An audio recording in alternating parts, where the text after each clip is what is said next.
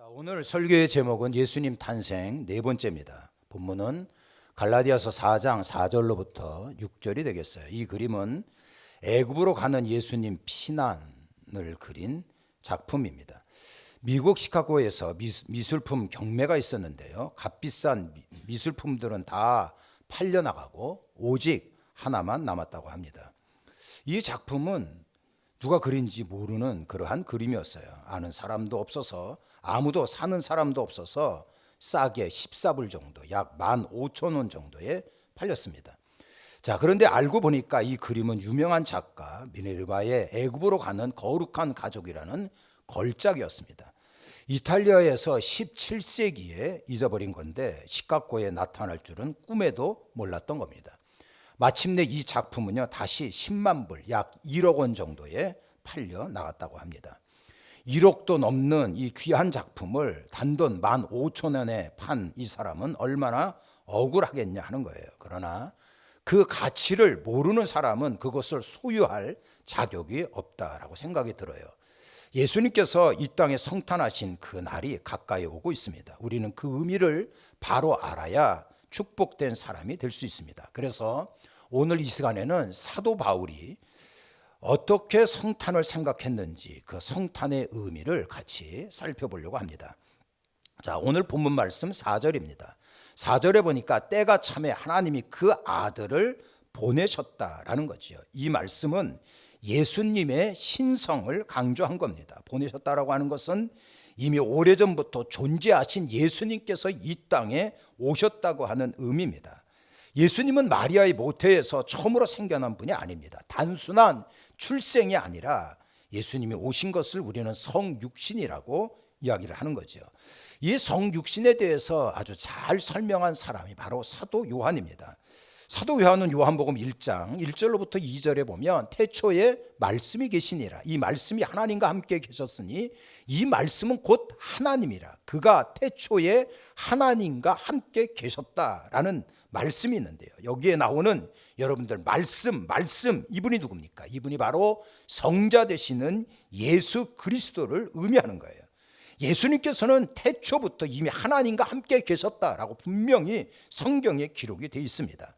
자, 요한복음 1장 3절에 보면 만물이 그로 말미암아 지은 바 되었으니 지은 것이 하나도 그가 없이는 된 것이 없다, 이렇게 얘기하고 있어요. 예수님으로 말미암아 천지 만물이 창조되었다, 이렇게 주장하고 선포하고 있지 않습니까? 그렇습니다. 예수님은요, 창조주 되십니다. 그리고 과거에도 계셨고 지금도 계시고 장차 오실 전능하시고 영원한 하나님이십니다. 이분은 처음과 끝이고 알파와 오메가가 되시는 분이시죠. 2000년 전에 유대 땅 베들레헴의 아가로 오신 예수님은 온 우주를 창조하신 그 어떤 것보다도 위대하신 그러한 분이 오신 겁니다. 그러니 창조주 하나님께서 이 땅에 직접 오셨으니 이것이 기적 중에 기적이고 영광 중에 영광이고, 그리고 우리에게는 복된 소식이라고 할 수가 있는 겁니다. 자, 바울은요, 두 번째 이런 이야기를 하고 있어요. 때가 참에 하나님이 그 아들을 보내사 여자에게서 나게 했다는 겁니다. 이게 뭐예요? 예수님의 인성을 강조한 거 아닙니까? 예수님께서는요, 실제로 이 세상에 완전한 인간으로 태어나셨어요. 근데 예수님께서 인간의 몸을 입고 이 땅에 오시면서 얼마나 희생이고 얼마나 고통이고 얼마나 수모를 많이 당하셨는지 모릅니다. 우리가 예수님의 행적을 가만히 보면 베들레헴 탄생에서부터 십자가로 그의 생애를 마무리하는 거죠. 고난으로 시작해서 고난으로 끝나는 것이 예수님의 그러한 삶이었다는 거예요. 자, 누가복음 2장에 보면 예수님이 태어나실 때 천사가 이렇게 외쳤어요. 아들을 낳아서 강보에 쌓아 구유에 두었으니 이는 여관에 있을 곳이 없음이로라. 그 지역의 목자들이 밤에 밖에서 자기의 양떼를 지키더니 천사가 이르되 무서워하지 마라. 보라, 내가 온 백성에게 미칠 큰 기쁨의 좋은 소식을 너희에게 전하노라. 오늘 다윗의 동네에 너희를 위하여 구주가 나셨으니 곧 그리스도다라고 선포하고 있어요. 여러분, 여기에 나오는 다윗의 동네가 어디입니까? 이게 바로 유대 땅 베들레헴 아닙니까? 완전히 촌동네 중에 촌동네가 이때 당시에 베들레헴이었어요. 당시의 초강대국인 로마도 아닙니다. 이스라엘의 중심 그 아름다운 예루살렘 도시도 아니었고요. 예수님께서 누우신 장소 지저분하고 동물들 똥냄새가 진동하는 마구간이었습니다. 처음으로 경배하러 온 이 사람들도 종교 지도자도 아니었고요. 그리고 정치 지도자도 아니었어요. 부자도 아니었어요. 밤에도 쉬지 못하고 들녘에 나가서 밤새도록 양떼를 지켜야만 겨우 입에 풀칠할 정도 할 수 있었던 가난하고 당시에 고난한 직업을 가졌던 목자들이었다고요. 온 우주를 창조하신 그러한 전능한 하나님이 오셨는데 영접은커녕 기가 막힐 무시를 당한 거 아닙니까? 태초부터 계셨던 그 성자 예수님께서 이런 식으로 푸대접을 받으며 왜 오셨느냐 하는 거예요. 사도 바울은요, 본문에서 놀라운 이야기를 하고 있어요. 다시 한번 갈라디아서 4장 5절에 보면 율법 아래에 있는 자들을 속량한다 그랬어요. 그리고 두 번째로요, 우리의 아들의 명분을 얻게 하신다라는 말씀이거든요. 예수님께서 이 세상에 오신 이유는 속량하려고, 그리고 우리를 하나님의 자녀 삼아 주시려고 오셨다, 이렇게 이야기를 합니다. 여러분, 속량 그리고 아들의 명분이 무엇입니까? 유명한 신학자였던 존 스토트 목사님은요, 속량에 대해서 이렇게 풀이를 했어요. 속량은 값을 지불함으로 해방되는 것을 의미한다. 여기에서 해방이라고 하는 말은 우리가 진 죄 때문에 받아야 하는 엄청난 이러한 심판으로부터 하나님께서 무조건 용서해 주신 것을 의미한다. 지불한 대가는 예수 그리스도의 십자가, 거기에 흘리신 보혈 때문에 우리는 속량함을 얻었다, 이렇게 이야기를 했어요. 자, 그런데 이러한 속량에다가 바울은 뭐라 그랬냐면 아들의 명분을 더 집어넣었어요. 이것이 있어야 완전한 구원이라고 말했다는 겁니다. 이게 무슨 얘기입니까? 여러분들 잘 들어보십시오.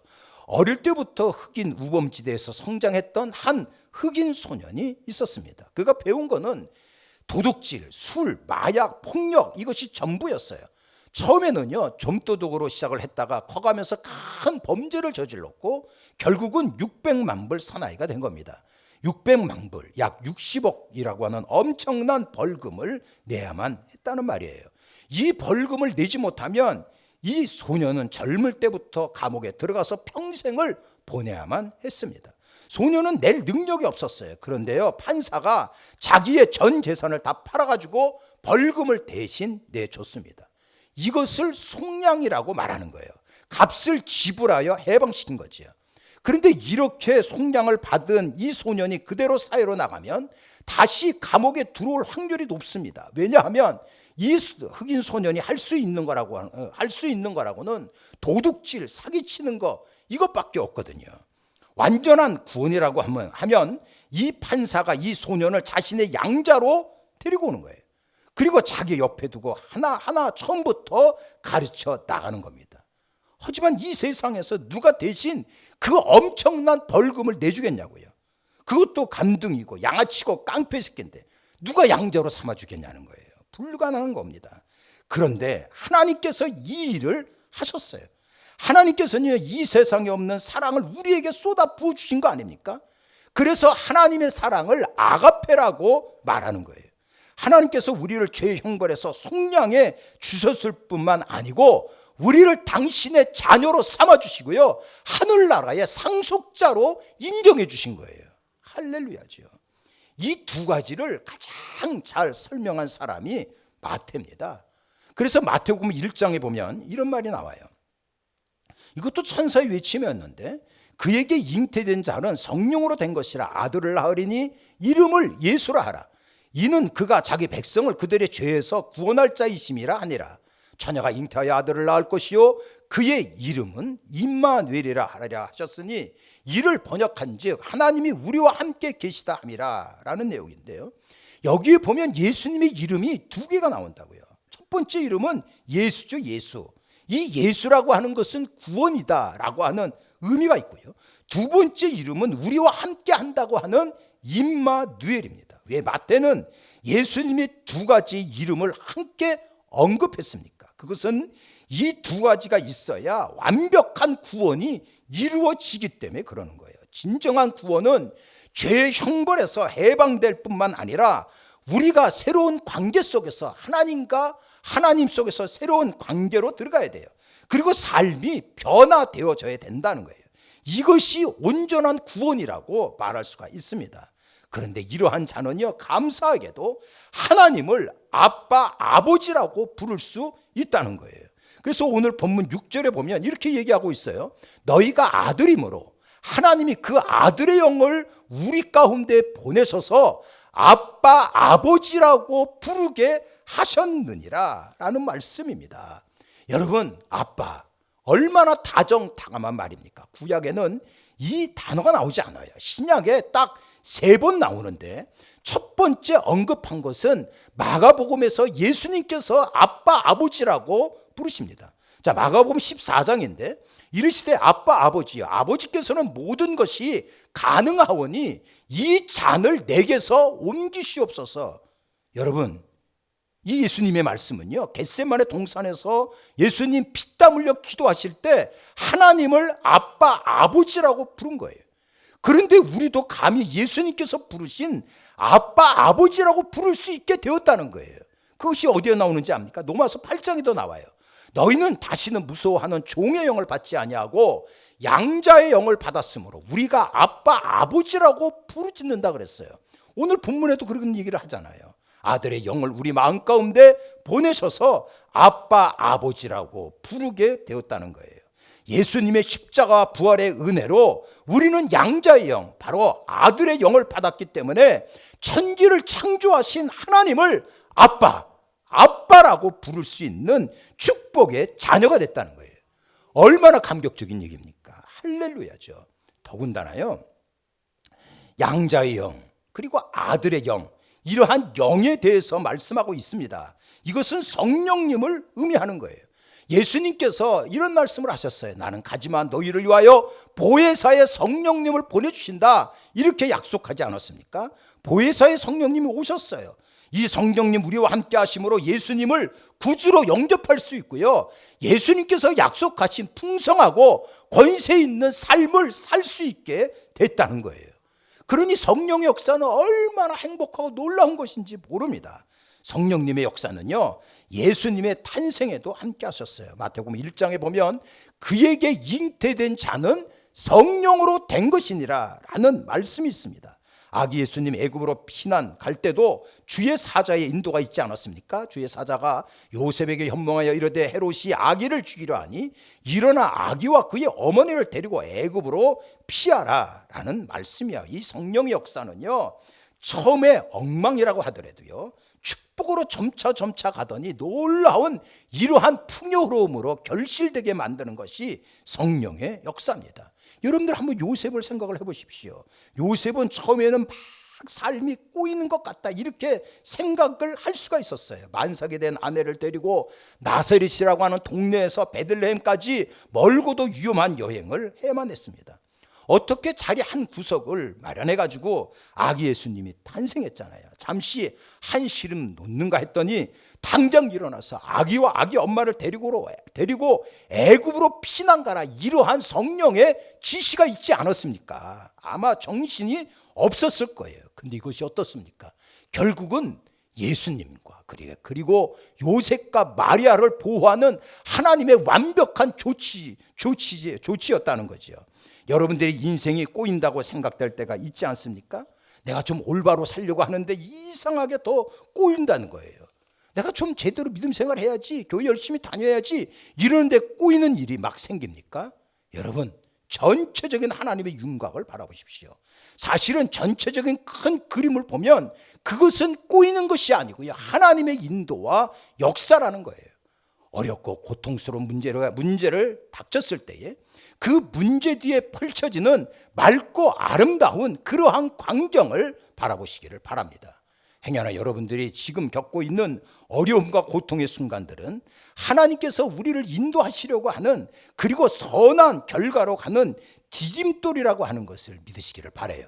그래서 성령의 역사는 합력하여 선을 이루어 나가는 겁니다. 오늘 본문 가운데 아주 핵심되는 말씀이 5절이에요. 율법 아래에 있는 자들을 속량하시고 우리로 아들의 명분을 얻게 하려 하는 것이다. 이것 때문에 예수님께서 오신 겁니다. 종교개혁자 말틴 루터가 1538년, 지금부터 약 480년 전에 12월 25일 성탄절 설교를 이렇게 했어요. 하늘에 있는 천사가 기쁨이 충만하여 성탄의 소식을 전했습니다. 이것은 우리와 관련된 일이고, 그리고 우리에게 일어난 일이고, 그리고 우리를 위해 일어난 일이고, 이것은 우리에게 해당되는 일입니다 라는 선포였어요. 그렇습니다. 우리를 위한 성탄절이에요. 나를 살리려고, 나를 축복의 자녀로 만들어 주려고 예수님이 오신 날입니다. 그러니 잘 준비하여 성탄을 맞이하는 우리가 되어지기를 바랍니다. 2000년 전 동방 박사들은 두 가지로 예수님의 성탄을 맞이했어요. 첫 번째로는 아기 예수님께 엎드려 경배했지요. 크리스마스라고 하는 이 말은 예수님께 예배 드린다 하는 말씀입니다. 성탄의 주인공은 예수님이세요. 동방 박사들은 헤롯 왕과 대면한 것을 보면 지위가 높았던 것으로 생각이 됩니다. 근데 그들의 지위에 비하면 마국간에서 초라한 곳에서 태어난 예수님이에요. 그러나 동방 박사들은 아기 예수님께 겸손하게 나와 경배하지 않았습니까? 성탄절을 맞이하여 나의 모든 세상적인 것을 내려놓고 예수님께 경배하는 그러한 크리스마스가 되기를 바랍니다. 동방 박사들은요, 황금과 유향과 모략을 드렸어요. 시가로 따지면 엄청난 것입니다. 이 예물은 마국간의 초라한 아기에게 맞지 않는다고 생각할 수도 있습니다. 그러나 동방 박사들은 기쁨으로 아기 예수님께 드렸어요. 이번 성탄절 우리의 최고의 것으로 예수님께 헌신하고 나가는 우리가 되기를 바랍니다. 광고 말씀을 드렸듯이 성탄절 예물은 아프리카 말라이 가장 못 사는 지역에 교회를 세우는 그 일에 전적으로 다 그 성탄 헌금을 사용하게 될 것입니다. 천사들이 전하여 준 성탄의 메시지 믿고 순종했던 이 목자들의 모습을 여러분들 한번 생각해 보시기를 바랍니다. 누가복음 2장에 보면 천사들이 떠나 하늘로 올라가니 목자가 서로 말하되 이제 베들레헴으로 가서 주께서 우리에게 알리신 바 이 이루어진 일을 보자고 빨리 가서 마리아와 요셉과 구유에 누인 아이를 찾아갔다는 겁니다. 빨리 가서 이런 것을 하나님께서는 이러한 마음을 귀히 보신다 하는 거예요. 목자들에게도 밤에 밖에서 양떼를 지키다가 베들레헴에 빨리 가지 못할 이유가 분명히 있었어요. 이 밤에 베들레헴으로 가면 누가 들에서 양떼를 돌볼 것인가? 그것도 한밤중에 나가면 누가 양이라도 훔쳐가면 이 양값을 누가 물어줘야 하는가? 돈이 하나도 없는데 목자들은요, 이런저런 핑계를 댈 거리가 많았습니다. 하지만 이들은 천사들이 전하여 준 말을 믿고 즉시 순종하여 마국간까지 달려오지 않았습니까? 사랑하는 성도 여러분, 우리에게는 이와 같이 목자의 마음을 가지셔야 됩니다. 오늘은 대강절 넷째 주일입니다. 이번 크리스마스는 예수님과 함께, 그리고 가족과 함께, 이웃과 함께 맞이하는 축복의 크리스마스가 되기를 바랍니다. 모두에게는 하나님께 영광이 되고, 그리고 평화와 기쁨이 넘쳐나는 축복의 성탄절이 되기를 예수님 이름으로 축원합니다. 이제는 우리 구주 예수 그리스도의 은혜와 하나님 아버지 극진하신 사랑하심과 성령님의 위로와 교통하심이 예배드린 우리 모두에게 영원히 함께하옵기를 간절히 축원하옵나이다.